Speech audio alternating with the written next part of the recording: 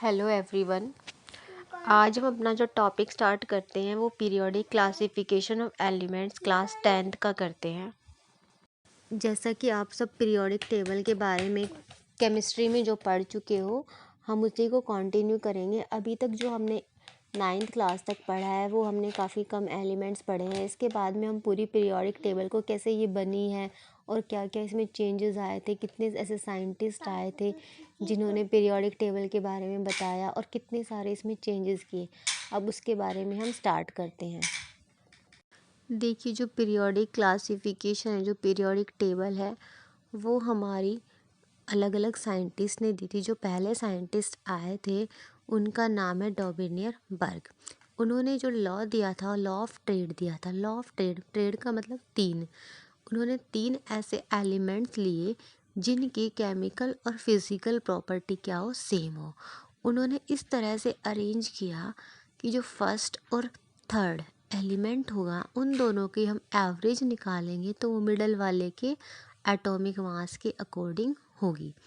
ऐसी उनकी सक्सेसफुल भी रही ये वाली जो उन्होंने क्लासिफिकेशन दी, बट कुछ टाइम के बाद उनकी क्लासिफिकेशन हो गई फेल। फॉर एग्जाम्पल, जैसे लिथियम, सोडियम और पोटेशियम। उन्होंने क्या किया, लिथियम और पोटेशियम दोनों की एवरेज निकाली, दोनों के एटॉमिक मास को ऐड किया। ऐड करने के बाद में उनको एवरेज निकाली। एवरेज निकालने के बाद वो किसके इक्वल आई, जो मिडल वाला एलिमेंट है उसके इक्वल आई।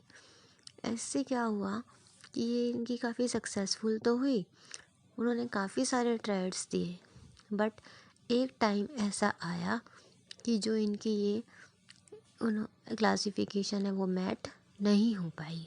हमारे नेक्स्ट साइंटिस्ट आए, वो आए न्यूलैंड ऑक्टेव।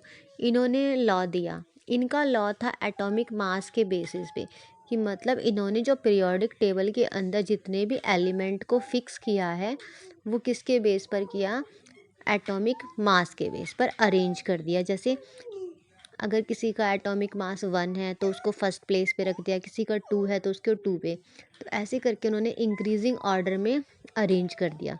अब उन्होंने अरेंज किया तो उनका जो कैल्शियम है, कैल्शियम तक तो उनका ठीक चला, बट उसके बाद जो उनकी सीरीज़ है वो ख़राब हो गई।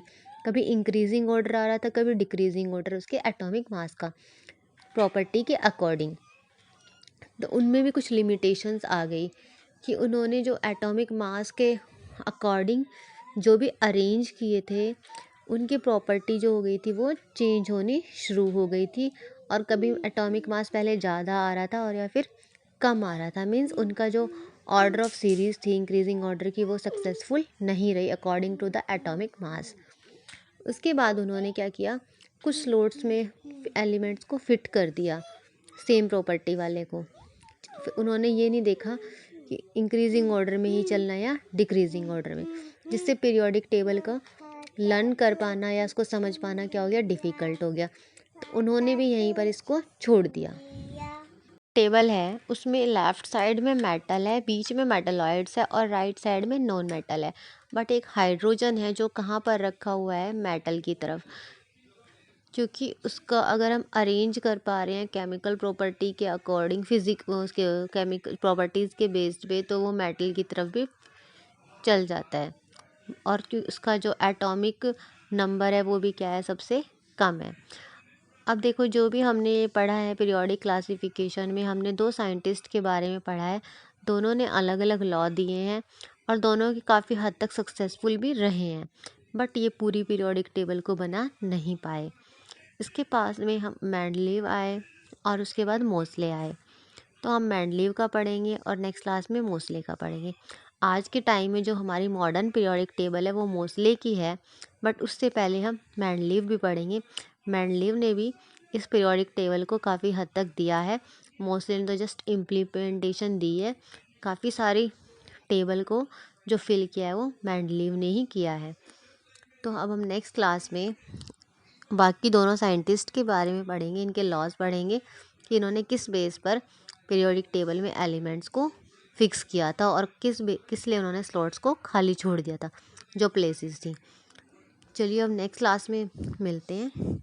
आई होप आपको एक छोटा सा कॉन्सेप्ट जो है वो समझ आया होगा। Thank you so much.